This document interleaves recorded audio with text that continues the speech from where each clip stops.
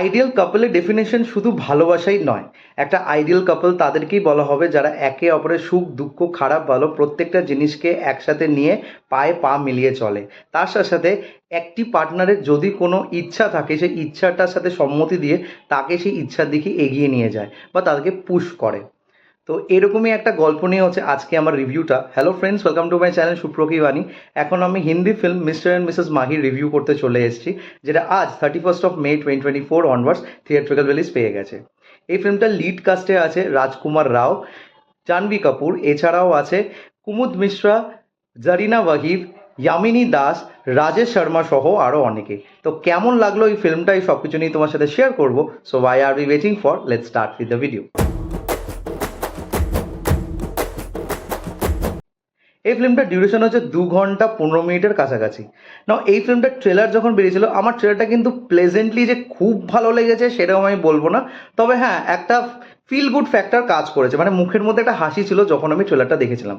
এবং ট্রেলারটা দেখার পর আমি বুঝতে পেরেছিলাম এখানে ক্রিকেট সংক্রান্ত কিছু ব্যাপার আছে যেটা নিয়ে এই দম্পতির মধ্যে একটা কিছু টানাপোড়া লাগবে, সেইটুকুনি পুরোপুরি এভিডেন্ট ছিল। তবে আরও বেশি কিছু এই ফিল্মটা দেখার পর আমি জানতে পারলাম। যদি ছোট করে গল্পটা বলা যায়, গল্পটা হচ্ছে একটা কাপলকে কেন্দ্র করে যারা নিউলি ম্যারেড হয়, যে চরিত্রটা তো প্লে করছে রাজকুমার রাও অ্যান্ড জাহ্নবী কাপুর।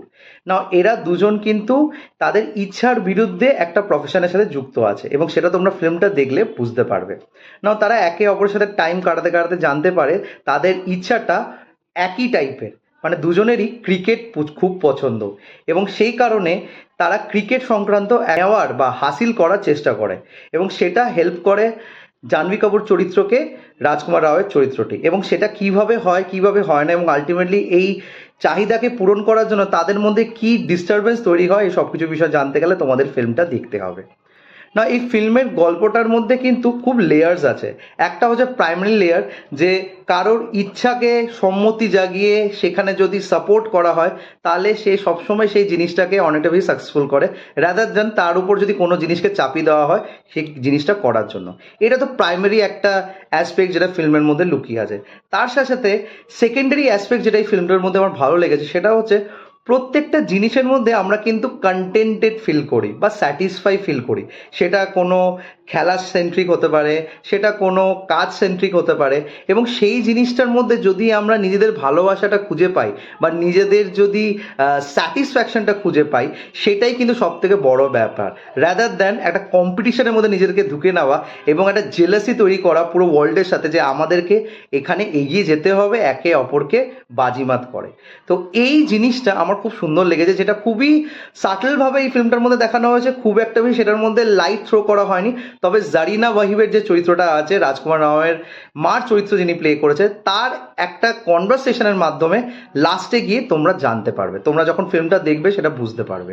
এছাড়াও এখানে যে চরিত্র দুটো আছে যাদেরকে প্রাইমারিলি গল্পটার মধ্যে লিডিংয়ে রাখা হয়েছে, that is Rajkummar Rao and Janhvi Kapoor, দুজনেই কিন্তু খুব সুন্দরভাবে তাদের অভিনয় প্লে করেছে। সব থেকে ভালো যেটা লেগেছে দুজনের মধ্যে কেমিস্ট্রি, এত সুন্দর কেমিস্ট্রি তারা শেয়ার করেছে।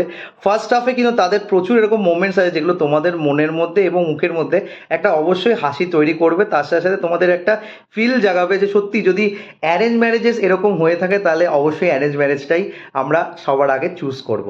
তারপর সেকেন্ড হাফে যখন কমপ্লেক্সিটিস তৈরি হয়, ড্রামাটা যখন বিল্ড আপ হয়, সেখানে কিছু জায়গা তোমাদের একটু ড্র্যাগিং মনে হবে, বিকজ আলটিমেটলি যে রিফটা হয় বা যেই কনফিউশনটা বা বলা যেতে পারে যে টুইস্টটা গল্পের মধ্যে আছে সেটা আসতে গিয়ে অনেকটা টাইম লেগে যায়, বলা যেতে পারে that is the pre climax of this film.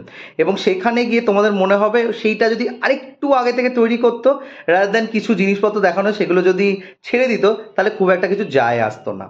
এবার আমি বলছি এই ফিল্মটার মধ্যে ক্রিকেট সংক্রান্ত যেহেতু একটা ইস্যু দেখানো হয়েছে, মানে ক্রিকেট খেলাকে নিয়ে এই গল্পটাকে ফোকাস করা হয়েছে, তো ক্রিকেটের যে অনেক কিছু তোমরা দেখতে পাবে বা যারা খেলা পছন্দ করো তারা তোমরা ভাবছো যে ক্রিকেটের কিছু জিনিসপত্র এখানে দেখতে পাবে, সেটা কিন্তু খুবই কম আছে। তো সেই চিন্তাভাবনা মাথায় রেখে যদি ফিল্মটা দেখতে যাও তাহলে অত নিরাশ হবে।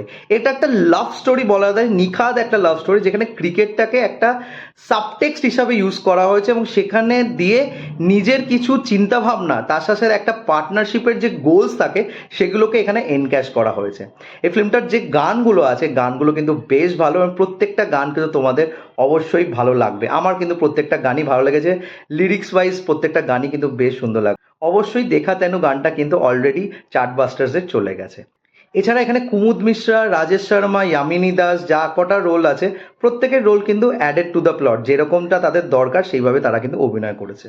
তো আমার কিন্তু ফিল্মটা প্লেজেন্টলি ভালো লেগেছে because of the underline tone of this film, যেটা কিন্তু অবশ্যই আমাকে প্রচণ্ডভাবে ভালো লাগিয়েছে। নাও তোমাদের কি মতামত সেটা কিন্তু অবশ্যই তোমরা কমেন্ট করে জানিও তোমরা যখন ফিল্মটা দেখবে। এবং যদি আমার রিভিউটা ভালো লেগে থাকে, don't forget to like, share and subscribe my channel.